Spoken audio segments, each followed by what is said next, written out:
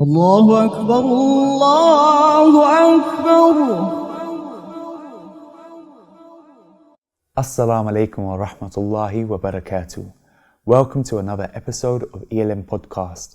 Today we have an exciting episode where I'll be speaking with brother Khalil along with his wife Salma, who manages the ELM beehives as well as their own initiative, Bushwood Bees. Assalamu alaikum, brother Khalil, sister Salma. Thank you so much for coming to this episode of the ELM podcast. It's really an honor to have you here and discuss what today we'll be exploring is the beehives at East London Mosque and everything that you two do in connection with the beehives, and also kind of understanding the importance of bees within Islam. And as well, we can probably have a discussion on some of the items that you brought today. I see some lovely honey, some candles, and another few odd objects that hopefully we can kind of further discuss in the show. But the main question, or the first question that I really kind of want to start off with is, can you tell us the story of how East London Mosque's Beehive project first started, and how you both saw yourselves, or how did you guys get connected to this project? Yeah, so the project's been running for quite a long time now. So it first started, it started in 2010. Okay. So 2010 was when we initially approached the masjid. So at that time, we'd been beekeeping for a few years. We'd had a few beehives here and there, mainly in our garden. Mm-hmm. And we were thinking about where would be a good place to put some bees. And this masjid, alhamdulillah, it's a very forward-thinking masjid. They always do things which is, beyond what other masjids do as well. So it's very forward-thinking. The congregation is a big congregation, and it's a big masjid as well. That's the other thing.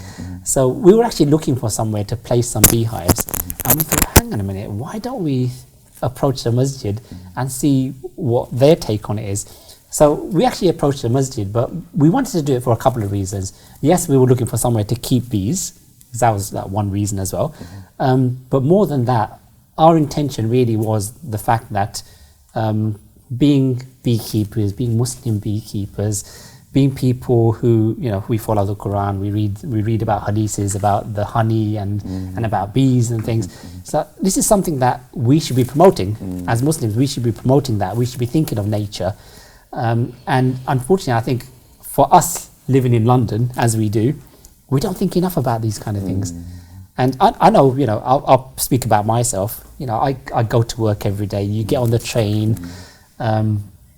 It's concrete everywhere around you. You don't even look at the trees. You don't look at the plants. You don't look at the sky. You don't connect with nature. And connecting with nature for us as Muslims, I think is so important. It brings us closer to Allah subhanahu wa ta'ala, thinking about these things. So we wanted to put it towards the masjid that why don't we have bees here? It will be a good way to bring the conversation up within the community. You'll also get your honey as well. Honey is always a sweetener, right? It's always something that we should open with as well. So, you get a nice amount of honey that, inshallah, you can give to your guests or do what you want with. It's good for us as well because it has a location for us to keep our bees. And we put it to the masjid like that. But that was back in 2010. And then we had to wait. That was the other thing. It took a long time. So I'm sure there were conversations going on in the background. I know there was.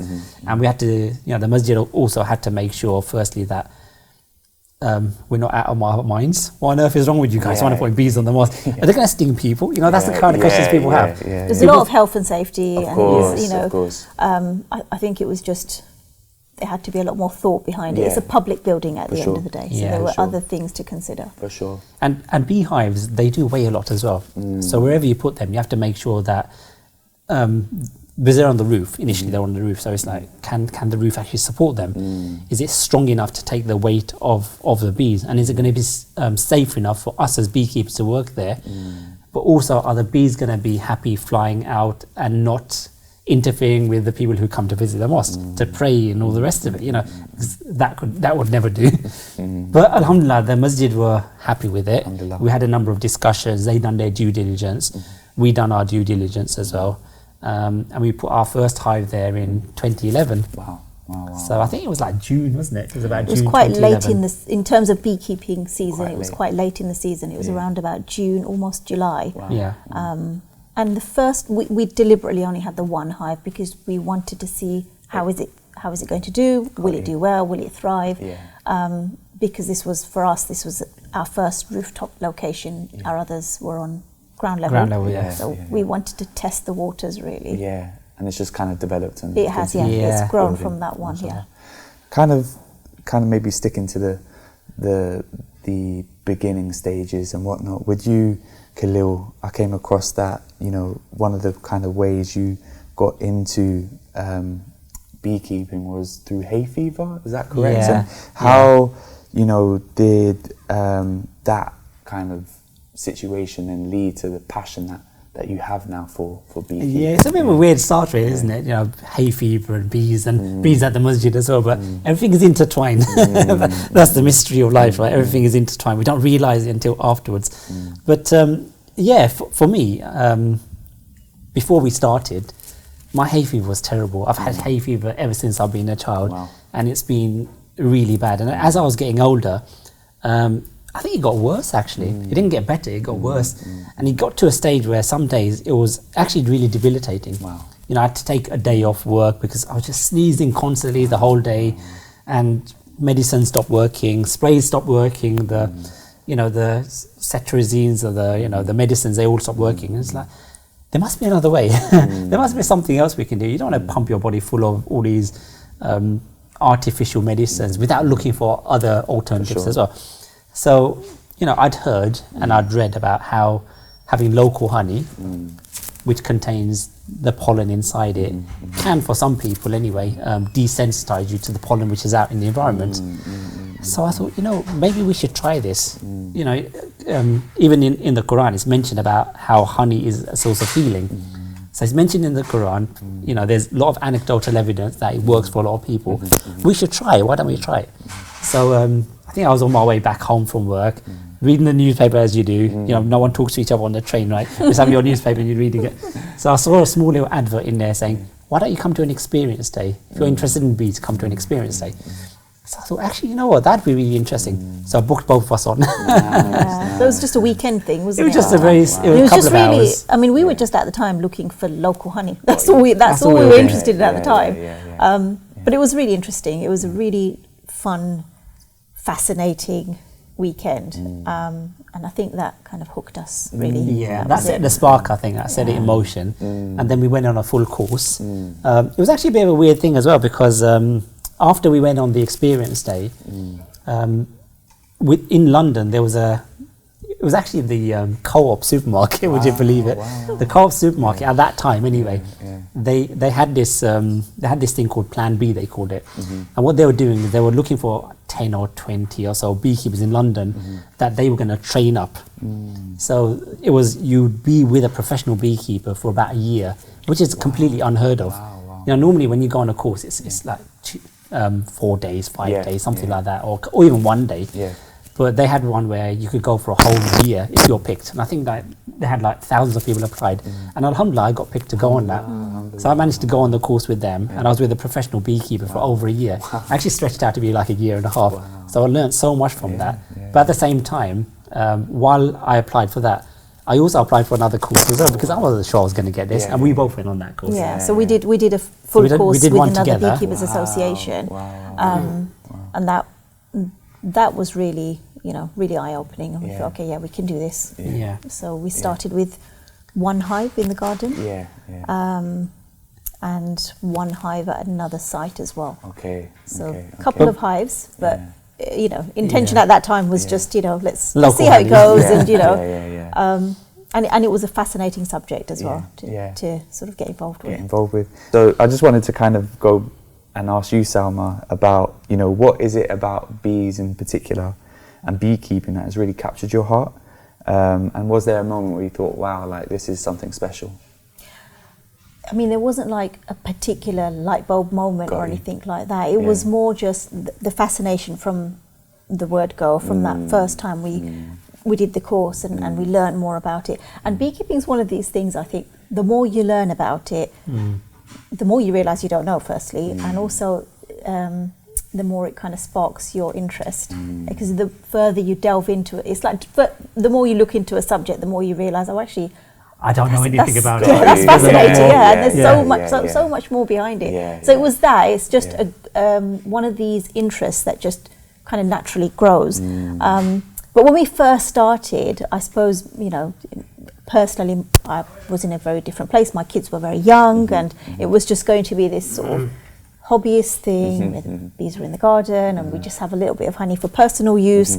It was never going to be a business. We didn't think at the time. We were never going to have this many number of colonies or move on to what we have now. So at the time, it was a very organic growth, if you like, and it was just something that slowly and steadily kind of, grew with us and with our families. So I think that's what it was.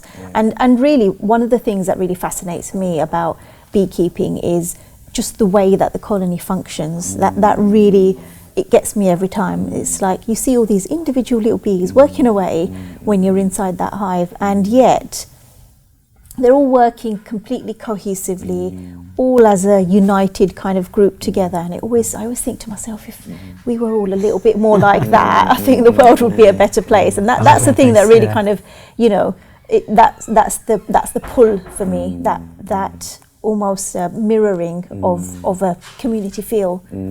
So that's always been that kind of pull for me. Yeah, I think also the weird thing was that when we first started, 16 years ago now it was, there weren't many Asian people in doing beekeeping as well. There wasn't hardly any Muslim people doing it as well.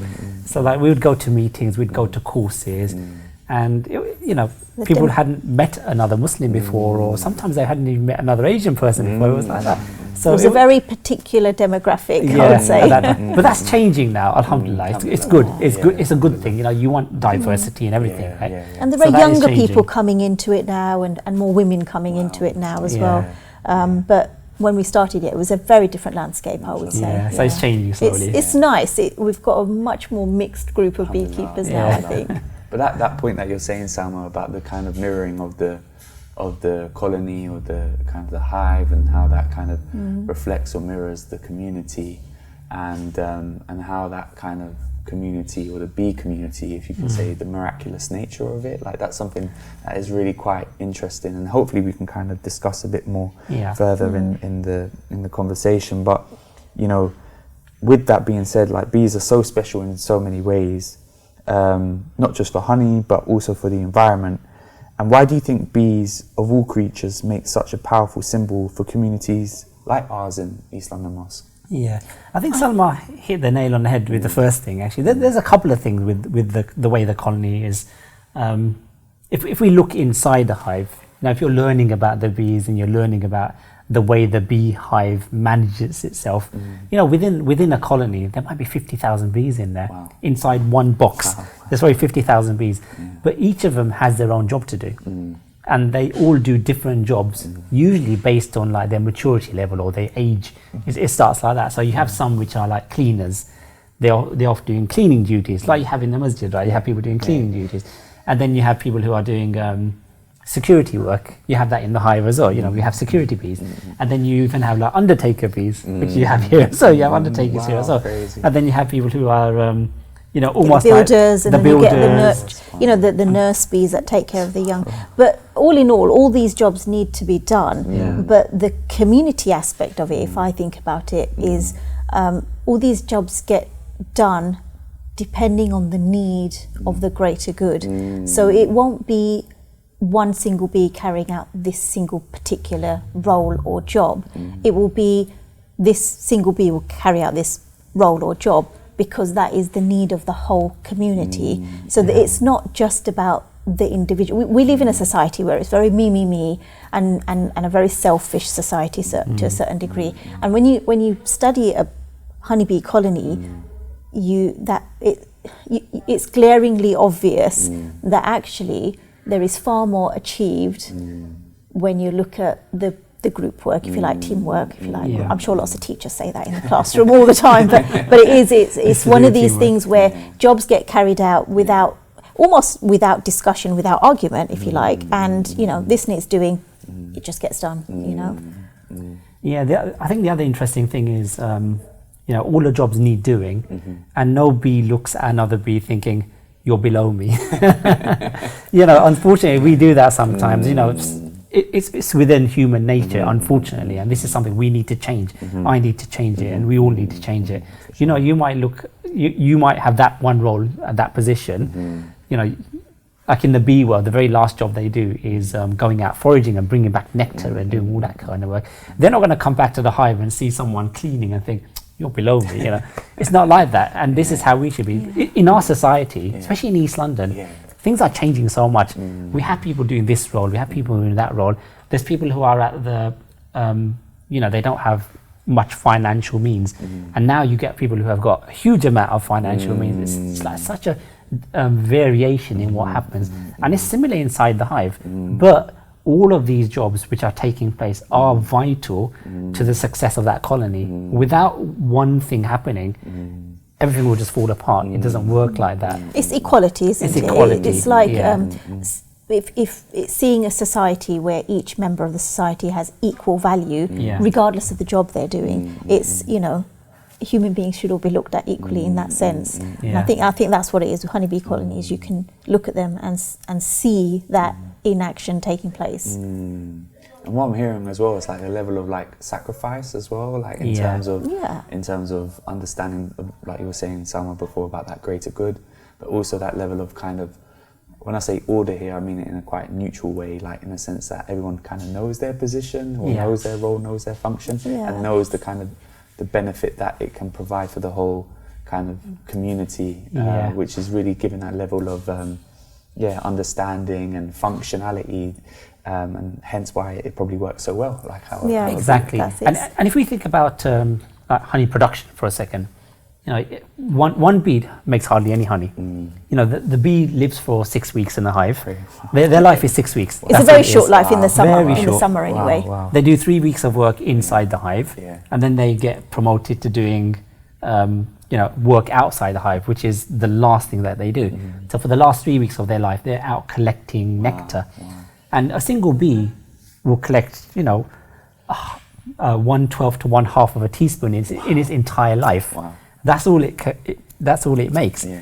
And that bee, that honey that it brings in, it might not even get to taste that honey itself. So it doesn't do it thinking, I'm doing this for my benefit. It's doing it for the greater benefit of that colony. And it's because there's so many bees collectively doing that thing that it makes a difference. So, everyone knows that collectively, if we work together as a team, as an ummah, this is how we're going to succeed in life. And they know that, the bee knows that, and they do that. And it's a real lesson for us to learn, that if we work collectively together, have a goal in mind, we can achieve great things. Even though, you're just making 1/12 of a teaspoon, but collectively that greater good that you're doing is huge. And you're not thinking about you, you're thinking about the benefit that you're bringing towards other people. MashaAllah, it's really beautiful to hear, Brother Khalil, and kind of maybe the majesticness, the majesty of everything that you and Salma are saying. I think it kind of links to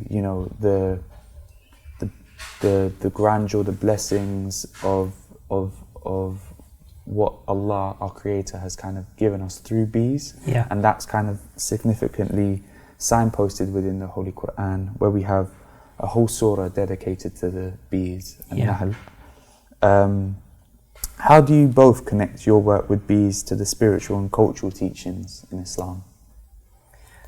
So there's actually every time it's a thing, right? So every time I read the Quran, every time I read the verses about the bees, I always pick something else up, which is like a miracle in its own right. For sure. Because the bee is talked about in the Quran, and the very last thing says, for people who reflect, for people who think, and that should give us the understanding that we need to think about things in a broader sense, right? Think about everything. So every time I read, I'm always learning something new. And I was reading other verses actually recently. I think I was reading Surah Kahf. I was reading Surah Kahf, and I was reading about how there's a story in there about the person who has 2 gardens, and he wasn't thankful for the 2 gardens that he had, and then it got destroyed and all the rest of it. And even that, that for me, that really put something in my heart, saying that, you know what, when you are beekeeping as well, I'm basically a bee farmer. Like this person that had his garden, you know, these beehives in this location is my garden. I should be thankful as well. You know, all of this great barakah of this honey that's coming to us is coming to us from Allah subhanahu wa ta'ala. It's nothing to do with what I've done. So we should be thankful as well. So every time I'm reading things, new things are coming out. You know, and this is a great thing because, you know, it started from the bees, but it's bringing us closer to our Creator in all aspects. You know, those verses talk about the miracle of the bee and the work that the bee does, and the miracle in it's the way that it creates things and it works together, and the way it can go out and bring food back to the colony. But there's other parts in the Quran as well which are equally important, and you can track them back to that one source. So for me, it's just a miracle. Every time I read something, I'm learning something new. It's fascinating. Really, and I think for you, Salma, it's also like it cements your faith a little bit, it strengthens it, because if you think about the ayah about the honeybee, and it mentions about the healing in the honey, which comes in various colours. The verse talks about the honeybee in the female form. It talks about the honeybee building its home within places that we have made. So there's all these things within that ayah that kind of cements and strengthens what we already know, but you know, we do see honey in varying colours, and the bees that collect it are all female, and we do put the bees into boxes that we have made for them. So it's also a way of strengthening what we already know, but there's, you know, it's a proof within the ayah that actually this is a divinely inspired creature. We know that, and even things like the waggle dance, this is the way that honeybees communicate with each other.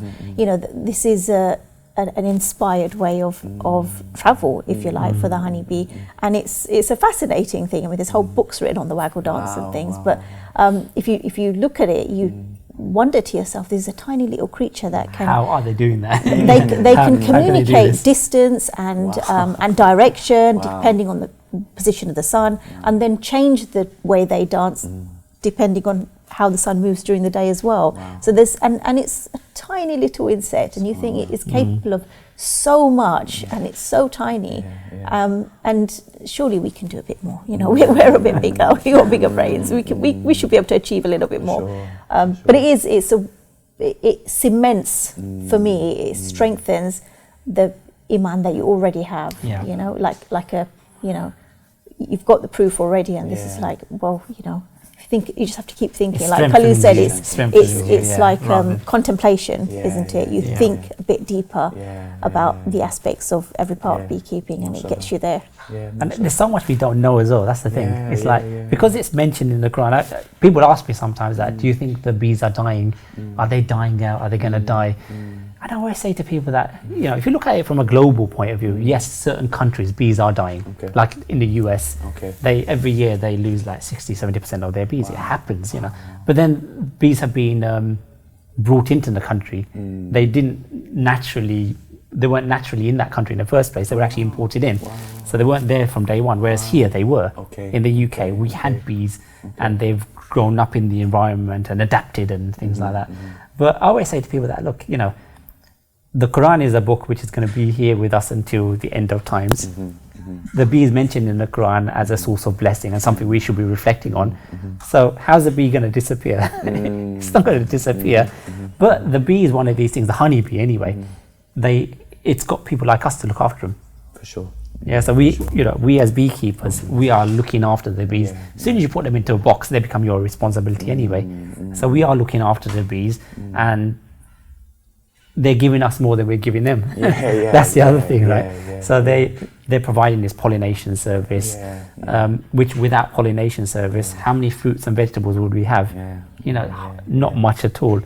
And I would say to people that, you know, even people who, you think fruit and veg, okay, you know, I like my meat. What about me? But a lot of the crops that the bees are pollinating are those crops which are fed to animals anyway. Wow, that's a very good point. So you need the bees, even if you're a meat eater. Yeah, for sure. So it helps us more than we actually realise it. That, you know, they do all of this work in the background. They're giving all of this blessing to people around without charging anything. And you know, we just have to take this as a sign. This is a sign for us how much work that they actually do. Look at how much we are doing. And such a miraculous kind of creature, essentially, with all so much, like you're saying, Khalil, Barakah, so much blessings that indirectly or directly kind of come from their behavior and their features. But you know, maybe kind of learning a bit more from you both of the hive, and what is it actually like looking after rooftop hives at East London Mosque, and are there any kind of unexpected experiences that you think the audience may not know of, or like any aspects that you think, oh, they might, it's not a kind of traditional thing that's associated with beekeeping or whatever? There's always something, isn't it? There's always stories about like what's happening up on the roof when there's no cameras, when no one can see and no one can hear. What's happening up there? I mean, in terms of what it's like up there, the mosque being in a very central location, and there's, you know, you're always hearing the traffic, and you know, there's usually some sirens going off here or there, and it's a very busy environment. But when we get up to the roof, I mean, we could still hear all of that by all means. The noise is still definitely up there. But once you open up a hive, for me anyway, once I open up a hive, it's completely absorbing. You kind of, everything around you just falls away, and you kind of don't really hear the sirens anymore. Sometimes we'll take a little video of what's happening in the hive, and we won't notice. We'll just be looking at the bees and sort of watching what they're getting up to. And when we get home and we play back the video, we'll think, oh, there's all that traffic in the background, and the helicopter going above us, and you just don't. It's like you just completely zone out, you know. And you do. It's completely absorbing. It's a place where you can, once you've opened up that hive, you kind of go into this relaxation mode where, you know, everything, in a way you have to stay calm and focused, and your movements are very slow and gentle. You have to be like that around bees, and it's almost like therapy for me. It just feels calm, relaxing, a bit of time out, and you're forced to forget everything else that's going on around you. So it's a really nice way of, for me anyway, relaxing. I know bees sting. That's not so relaxing. Sometimes it happens, you know, occasionally. And then, you know, all the stress comes flooding back for a few seconds. Then it disappears again. But it's very short-lived. It's very short-lived. And to be fair, it's worse for the bee than it is for me. So. It dies after it's stung. For sure, for sure. But there are like interesting things which have obviously, you know, taken place up on the roof, I suppose. I remember when we first started, this was like back in the early day when we first started, we would do our beekeeping, we'd come back home, and there was all this beautiful smell around.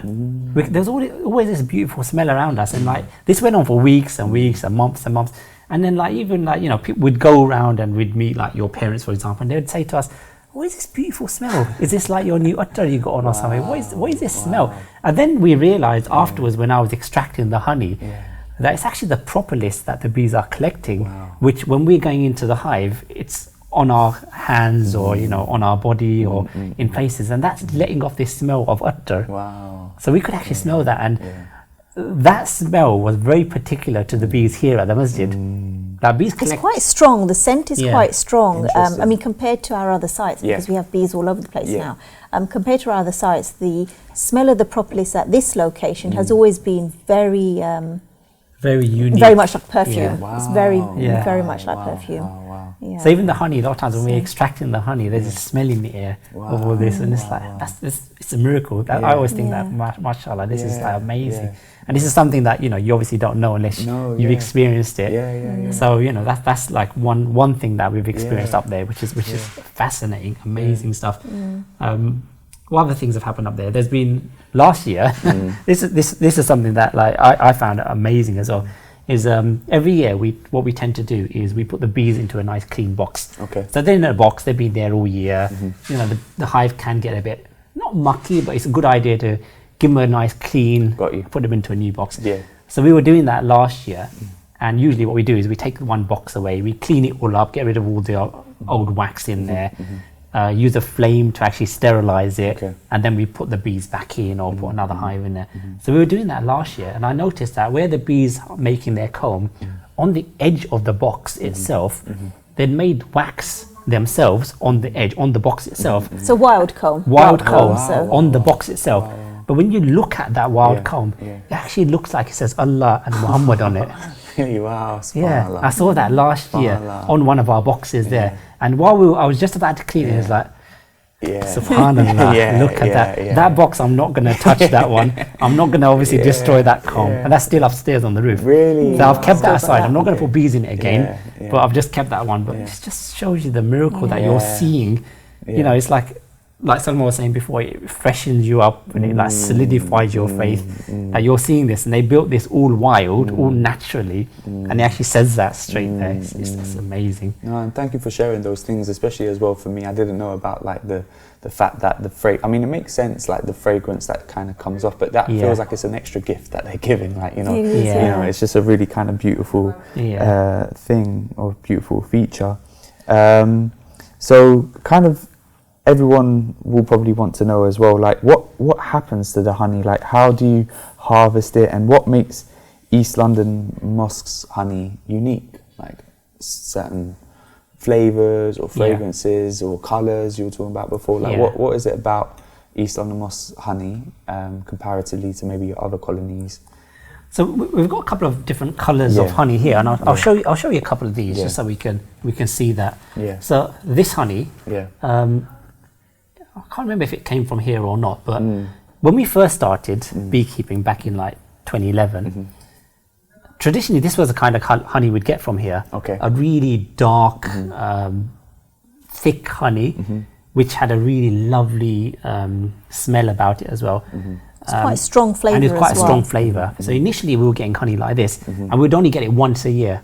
So at the end of the year, around late summer, July, August time. So typically we were finding that the bees at this location were collecting from early on, but the harvest wouldn't be ready until about July, August, September, something like that. So fairly late. Yeah, and it'd always be like this, and it's lovely honey. It's really nice honey. The honey we get from the masjid always tastes different from the honey we get in any other location. Just by tasting it, if it was blind tasted somewhere, I'd always know that this is the honey from the mosque. And even when I'm extracting the honey, just from the smell of it coming out, I can tell that this is from the masjid, not from anywhere else. It always smells different. But within London, where we are, there's been planting schemes going on by the council, by parks and everyone else.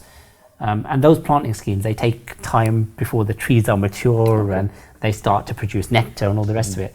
But we've seen that happen, haven't we, within the last... We did. We've noticed there's been a change in the type of honey we've been getting here. I see. And I think that is a direct result of the planting schemes that took place several years ago. And you're sort of seeing the fruits of that now, where we are now noticing we get honey earlier in the season, and there's been a change of colour as well. So it's honey, a bit like this now, isn't it? flavour, the honey, the taste, the texture, the smell, it's all reflected on the type of flowers the bees are out feeding on. So if there's been a larger variety or a bigger variety of flowers, it means you've got then a wider variety of different types of honeys coming through as well. So the colours have changed a little bit. We're getting lighter honeys now. We're getting it earlier in the season as opposed to just right at the end of the season. We don't really get so much of the dark honey anymore, which I miss, actually, really? to be honest. Does lighter honey mean lighter taste or not really? Sometimes, Oftentimes it's more... it's sweeter and a bit more... Maybe more floral. And fresh. I see. Maybe the darker honeys often have a slightly stronger taste to them. depth of flavour to them, probably. I see. Maybe more herby-ish type. Yeah, interesting. Yeah, but the honey that we get from the mosque, we normally take the honey boxes home with us and we extract it at home, and then it comes back to the masjid and it's usually gifted to the mosque. So a certain amount of the honey, we will jar it up ourselves, and we'll donate it ourselves to the masjid. And then what the masjid do with it usually is they give it to their dignitaries and their guests and their special people that come into the masjid. And sometimes the staff get it as well.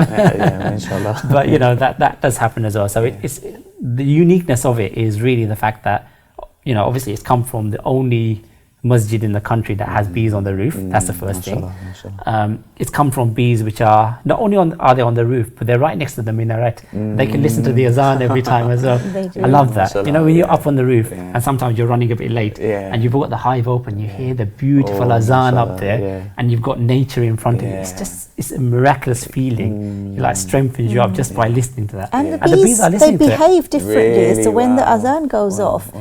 we've noticed there tends to be more of more More activity. Wow. Yeah. So Wow. and I think you managed to film it one time, Yeah. but we've noticed that when the azan's going off, there really is a flurry of activity. I mean, they're busy all the time, Yeah, but yeah, at those Yeah. moments, it just seems like They're very Increased. gentle, They're but they extra come busy out. somehow. They come out Yeah. and they like orientate around and they. Mashallah. Yeah. But this is something I noticed only last year. I think it was. I think it was only last year I noticed because we were there a couple of times, and I thought to myself, this is a bit unusual. What's happening? They're coming out, especially at azan time. And then I thought, oh, maybe it's just like just one-off thing. Yeah, yeah. So let me come again and then have a look again. I came 2-3 times. And I thought this time when it goes off, I'm going to take a video of it. Yeah. And I took a video Yeah. a few minutes before the azan, and when the azan was on, you see that as soon as they come out, Yeah. as soon as the azan is on, they all come out and they're all listening. And they're all like, Wow, mashallah. but you know, there's also this thing about sounds and how it affects liquids as well. You know, there's research going on about that, how sounds affects liquids, and I'm sure that the sound of the azan is getting into the honey as well. There must be something in that. Yeah, You don't for know. and they're We sensitive. don't know. Honeybees are sensitive to vibrations anyway, Yeah. and vibrations are simply sounds, isn't it? So Yeah. there's Yeah.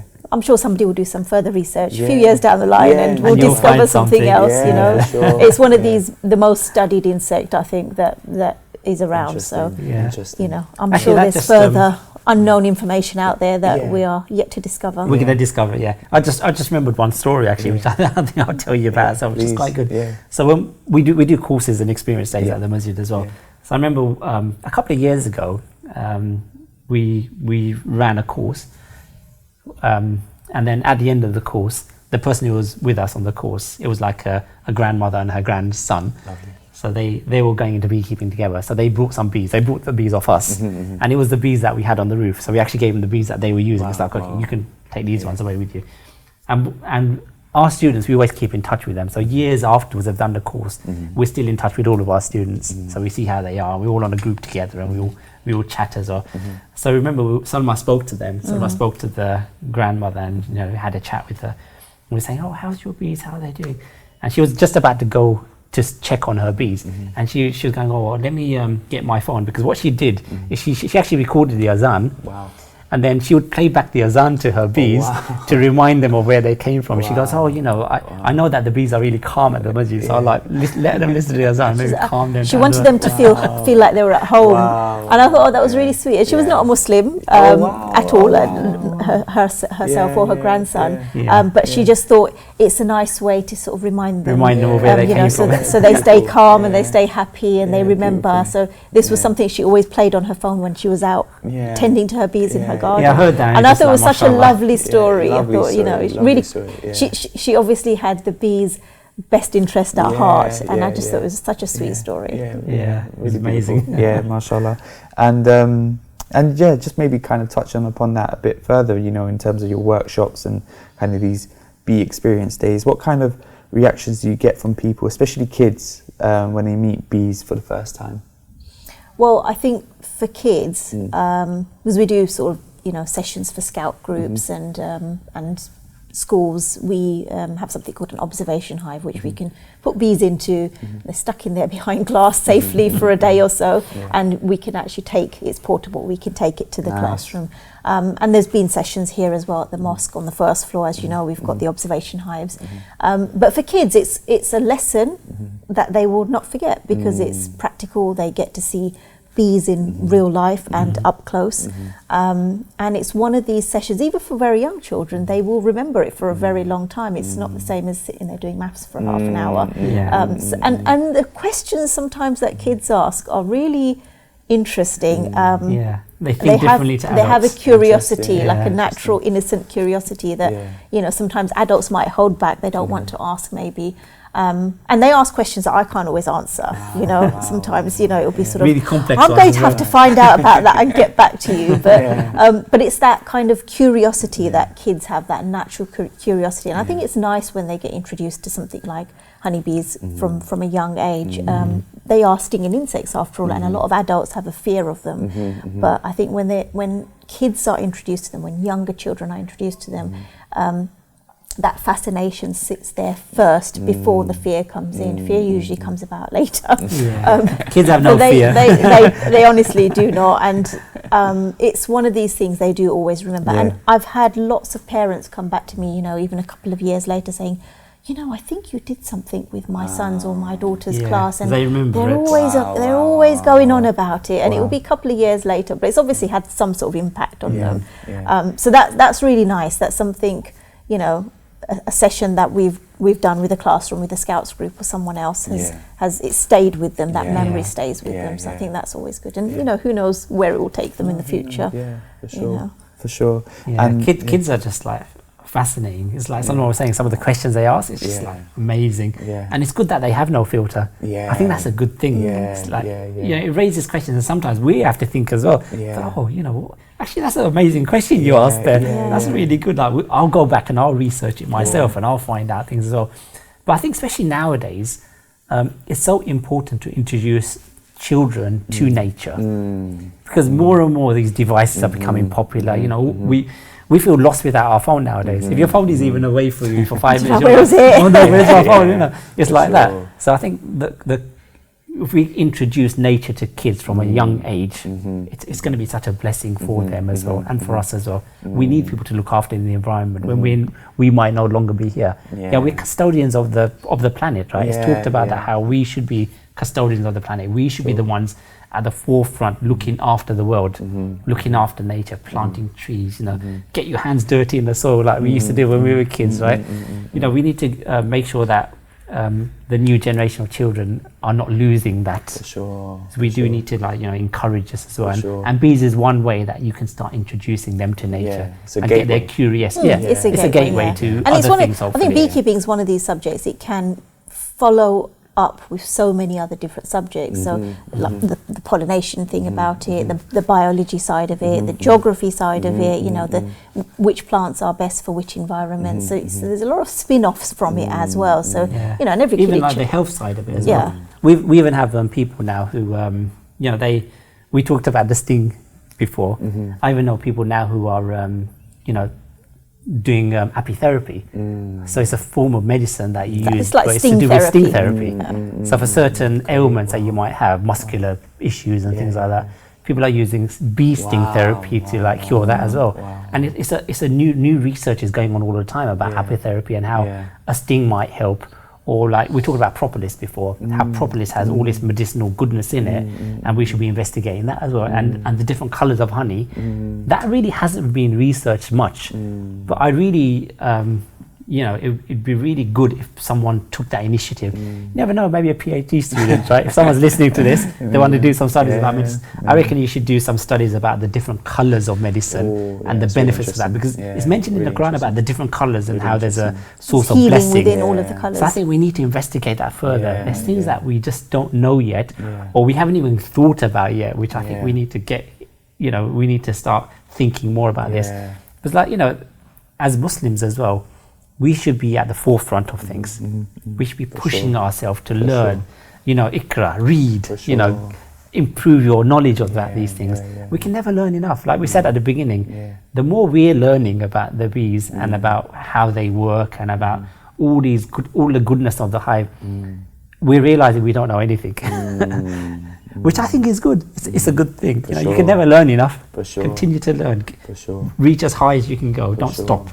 And even like this, when you both are mentioning like the different kind of sciences of the gateway that kind of like studying bees can lead to in terms of geography or plantology or other kind of sciences that are linked to nature, it also makes me think of like how it can link to architecture and art, because the hexagonal kind of like framework of the hives, and like there's so many kind of spheres of and realms of sciences that this can kind of lead into, and it's really that hexagon shape that the bees make their cells out of. It's like such a miraculous shape as well. It's like the strongest shape you can get in nature, and you can fill it up to the brim, so it can hold the most in there as well. So even like as an example, a very quick example that I give to some of my students sometimes. We have this jar, which is a hexagon shaped jar, like hexagon on a beehive, and they have the round ones. When we order the jars, they come in a box. Both boxes are the same size boxes. We get 41 of these in one box and get 35 of these in a box. So just that shows you how efficient the shape is just by that. And you can actually get more honey in this size than you can in that size, although they're both the same size jars. So just like a small example like that just shows you that that shape is just such a unique shape, and it's the most efficient shape, and it uses the least material as well, and it's strong. So it's like amazing things, things. And there you go, architecture and engineering, and maths, and like all of those different spheres, just so fascinating. And when you see them building the comb as well, we're talking about the architecture and how they build it. So the shape of the size of the cell is always a particular size. It's always a certain size. But when you see them building it, sometimes a group of bees will start on this side of the frame, and some of them will start on that side of the frame, and then they bring it together, and you see them bringing it together, and it meets in the middle, and it's perfect. It's like, how on earth are you working out from there to there, the size of the cell and the perfection in the cell? It's just absolutely amazing. Like, and then you think that, okay, it has to be inspired. How else are they going to know how to do this? It's a real miracle. I mean, if you and I try to do it, get a piece of paper and you start the hexagons on that end and start the hexagon, you meet in the middle, there's no way you're going to get that just right. It's different size frames and things. It's just and then that's even making me think of like the concept of ihsan and excellence in Islam, like, and how these kind of creatures or these bees really personify that, you know, in terms of efficiency. It's complete perfection. Mashallah. But so in terms of going like back to the workshops and, you know, the kind of experiences you do for scouts or for like the wider community, for our viewers and anyone that is interested, how can they take part in your workshops? So we do run experience days and courses from this location as well. So it's, you know, we tend to put the dates and the availability on our website, Bushwood Bees, but we tend to run courses and experience days only in the active beekeeping season. So that for us would be May and June is when the bulk of the courses and the experience days take place. And we do that deliberately because that is when the bees are at their strongest, that's when they're at the height of the season really. And we want to give people the experience of when the bees are the busiest, when they're at their strongest. So that's the reason why we have a very limited number of courses and experience days. And we try to limit the number of people we have as well, so it sort of gives a good quality of teaching and a good sort of one-to-one experience, as opposed to if we have lots of people, then the quality always goes down. So we're always limited, which means we tend to get booked out quite quickly as well.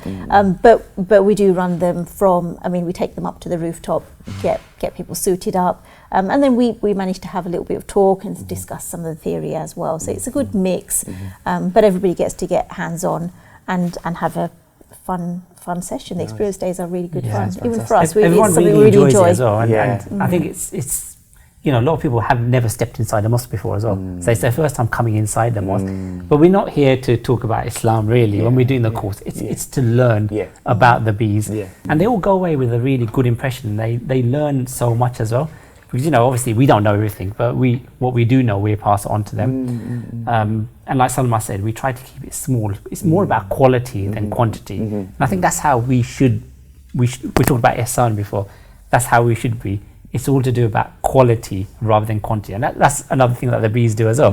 If they have to find a good source of food, which is 2 miles away, and there's another source of food 1 mile away, they'll go to the further one because it's better. If the quality is better further, they go to the better quality rather than something closer, which might not be as good. And that's how we should be when we're teaching as well. You teach to the best of your ability, always, complete best. But when we do other experiences as well, we have a lot of people contacting us as well. And like Salma said before, we can take observation hives to people, or we can deliver talks to you at your event as well. So people can contact us, go on our website, Bushwood Bees, and just contact us, and we can arrange something, inshallah. No, it sounds fantastic, mashallah. And I think we kind of talked about it a bit earlier in terms of the rooftops and kind of the busyness in terms of city life, but beekeeping in East London sounds quite different to that maybe in the countryside and how people kind of imagine that setting. What has surprised you most about keeping bees in such a busy urban environment? Like, what's the kind of features that you thought, wow, I've never expected this to exist? Or you talked about the noises as well, and are there any other things that you can think of about the... I mean, it's a surprisingly green city, London. That's one thing that I think surprises a lot of people, that, there's almost this expectation that bees that make honey in the countryside, I mean, they make lovely countryside honey as well, but bees that produce honey in cities or urban areas have a larger variety of flowers. We're not growing crops. So with crops you have a rotation. So the advantage of having bees in the countryside is you may have single flower honey produced, which is great because you have that opportunity to collect honey from a unique source, from a single source. And then you've got that particular honey where the bees are feeding on just that particular flower, which is fantastic. We don't have that in the cities. We obviously are not an agricultural area at all. But the advantage is we've got many trees, especially in London, which are flowering trees. We have many gardens, allotments, parks. A lot of our parks are full of pollinating flowers. So we have a really good mix of flowers coming into that honey being produced. That's one of the interesting things about cities, is it's unexpected, but actually the variety is far greater than you might get in the countryside. So that's something that is often a bit of a surprise for people. So we have one site which is out of London as well. So most of our sites are in London, or just on the border of Essex and London. And we have one site which is in an agricultural area just outside. It's in Lincolnshire. So it's a bit of a distance for us, but this is where sort of our beekeeping has grown really over the last couple of years. So that site is a very special site for us because we rear native British honeybees there, which is the bees which were in this country for hundreds and hundreds of years. But a couple of 100 years ago, there was a disease which wiped out almost all of the bees in the country. And then people started honeybees in the country, and that's when people started importing honeybees in. So now there's this mix of different types of bees, and there's mongrel kind of bees now, and the native one has more or less disappeared. But that site, we're actually rearing the native British bees to try to bring them back into the UK. So it's something that we're doing. But because it's in an agricultural area, we can see the difference in the honey as well down there. So like Salma said, we get single crops there as well, and we get different flowers.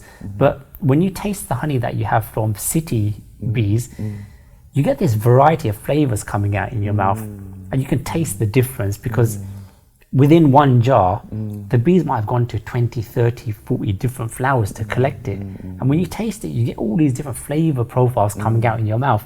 I actually really like city honey. I actually prefer it to any other honey. And when a lot of people taste it, then they actually realize that, actually, you know what, this is really nice honey. It's not like people who are not in the city, they think about London. And historically, people think about London and you picture it in your mind as full of smog, full of pollution everywhere and all this kind of... It's not like that. And where the sun never shines and it's always grey. It's not like that in London at all. It's a very green city. People are growing things without using pesticides as well. So our honey is actually really pure. And I suppose that's another question that we get asked as well, is that, you're in a city, so it must be polluted. But you've got to bear in mind that Allah has created that flower perfectly, and the nectar within that flower is deep within the flower. It's not just open like a pond or a puddle or something. The bee has to make the effort to go deep into the flower and collect the nectar where it's protected. So it's not really exposed to to pollution in the same way maybe like an open water source would be, for example. So there's that as well. It's just even the structure of flowers is something to think about. Yeah. And even with our honey, for example, we're part of a scheme with a government agency where we have one site, and there's another angle. So we have one site where they come down and they check the bees specifically for exotic pests and diseases which are maybe coming into the country. So we use one of our sites with this agency, and they use our site. But as part of that, they actually analyze our honey as well. So they take it away, they send it to the lab, and then they check it for pollution and residues and this and that.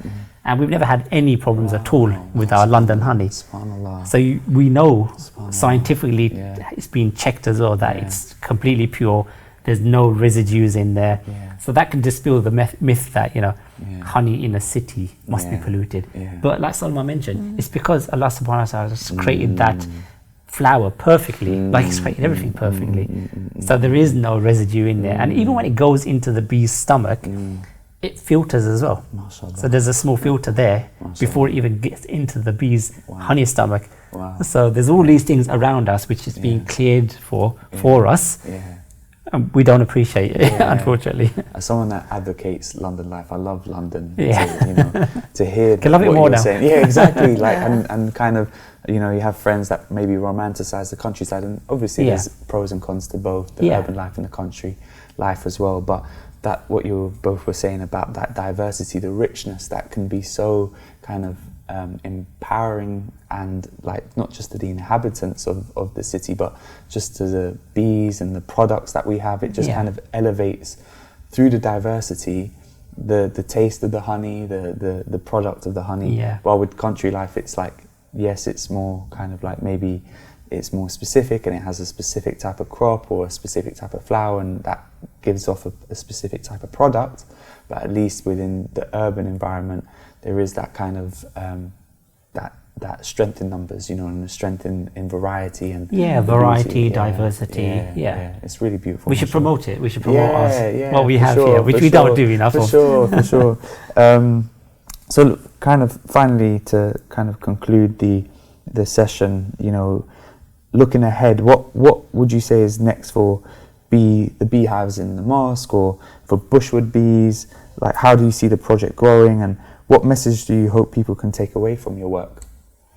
If we look at the bees at the mosque, first of all, then we are obviously continuing with our education. I think that for us is the most important thing, is educating people about the beauty of the bees and about the beauty of nature and how everything is intertwined and connected, and to get people thinking more. I think that's something that we are passionate about and something that we really want to promote more.